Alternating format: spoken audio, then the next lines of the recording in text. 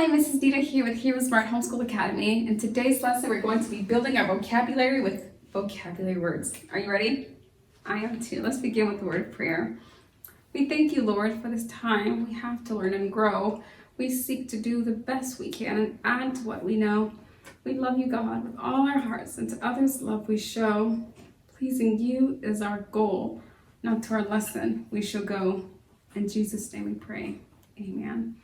Amen. Well, it's so good to have you here. Welcome. If you have your language arts workbook, you may pull it out at this time and turn to page 200. That's 200. And you'll be exactly where you need to be. The first word we're going to seek to define is the word science. Science, which is S-C-I-E-N-C-E. That is a two-syllable word. Science. Can you hear it? Yes. Sci. That first syllable is an open syllable. That means that it ends in a vowel, and that vowel sound is long. So we have psi, and then we have ants. The C here is soft. You've learned about soft C when placed next to N and E. We call it the silent E. S-C-I-E-N-C-E. Let's refer to our dictionary to find out what is science. What does that mean? Okay, science is a noun, and it's knowledge about the natural world that is based on facts, learned through experiments and observation. Knowledge about the natural world based on facts, learned through science, through experiments and observation.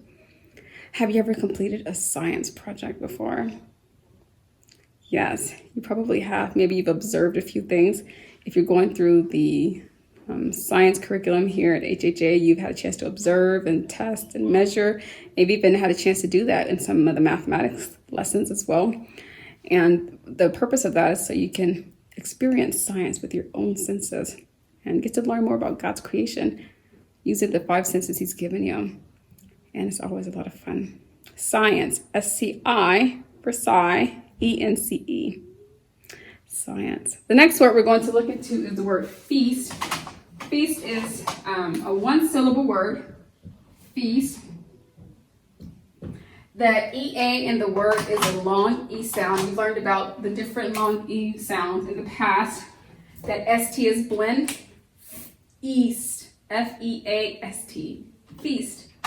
Let's find out, what is a feast? Have you ever had a feast before? Well, you know what? I have had my share of feasts, I'm sure, at some point or another.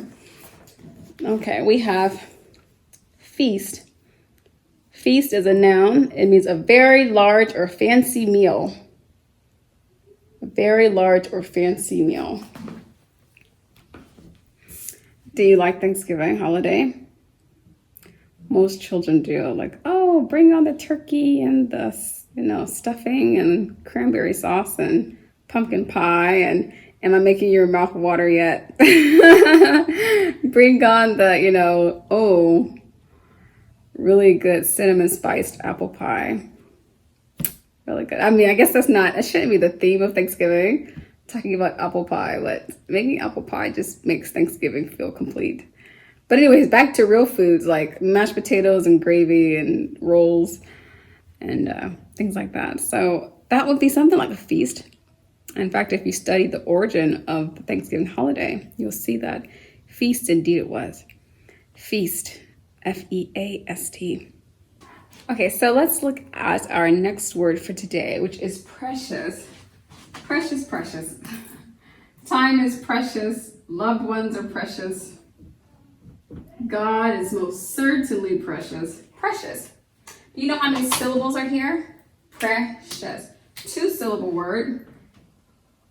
The P-R-E will stay together, and C-I-O-U-S, the shes, forms the suffix of the word, and so it would stay together as well. Precious, P-R-E-C-I-O-U-S. Let's come over to our dictionary to find out more about this beautiful word. I like the word precious. I call my children precious because they mean a very great deal to me. Precious, you can find it here in the P's if you're following along. Precious is an adjective. It means very valuable, very valuable, very valuable. Do you have anything or anyone in your life that you deem to be precious or very valuable? Yeah, it's something to think about. I'm sure you love your family and your maybe you have some siblings, some younger siblings, or even older siblings. And maybe you have a really genuine relationship with the God of the world, the creator of all things. Maybe you view that relationship to be very intimate and precious to you. Maybe you have some pets, something like that. I say, well, I just think my pets are invaluable. I love my animals. Precious. Precious. Precious. Precious. The final word for today that we'll be learning is the word oppress. Oppress. Oppress is a 2-syllable word. You have a double P here. We're going to break that up right away. By breaking that up, we're going to keep the long O short, and really it's almost a schwad O. It's not really oppress, it's just oppress. And so we break up that P right between the two. The O and P stays together for the first syllable. Press stays together for the second syllable. It ends with an S oftentimes, not every time, but oftentimes when a word ends with an S and it's not a part of a suffix, it'll be doubled. And that's true of F, L, and S. So something to keep in mind. Oppress. What does it mean to oppress something or someone, or to be oppressed? Let's find out. Okay, we looked at opposite some time ago. Now we're looking at oppress. Oppress means, it's a verb, to control or rule in a harsh or cruel way. Do you think God likes it when people oppress other people? No, does it maybe hurt God's heart to see people oppressed and ruled in a very harsh way? Yeah, we don't think it's really nice.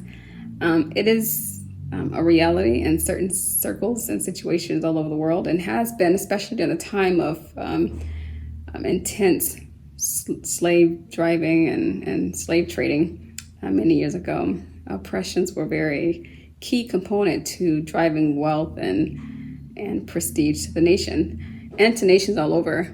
And they were relying really heavily on slaves and on other work, laborers and slaves and servants to get a lot of the work done. But oftentimes, the people were oppressed. The people who were being driven at heart were being oppressed, and that may not have sat well with God. Do you think so? Yeah.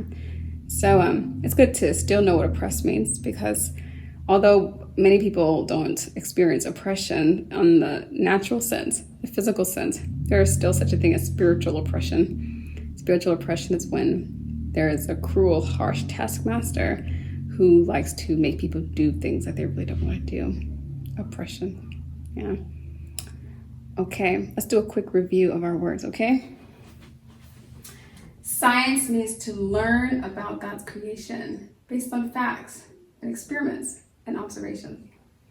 Feast is a very large meal. Precious, something that's very valuable. Oppress is to burden someone in a harsh and cruel way. Well, thank you so much for coming to the lecture today and for participating in today's lecture. Until next time, God bless.